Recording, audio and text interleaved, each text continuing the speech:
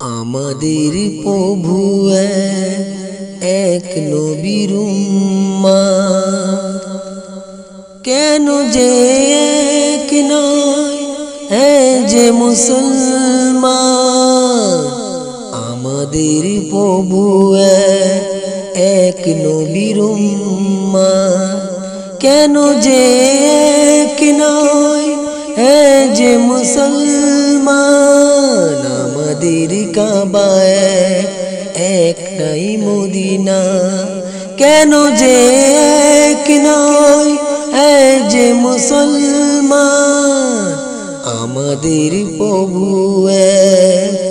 এক নবীর উম্মত, কেন যে এক নয় যে মুসলমান। আমাদের কাবা একটাই মদিনা, কেন যে এক নয় যে মুসলমান।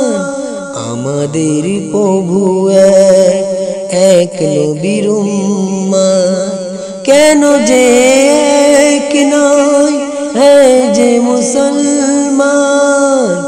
আমাদের বাইতুল্লাহ একটাই মদিনা, কেন যে এক নয় যে মুসলমান।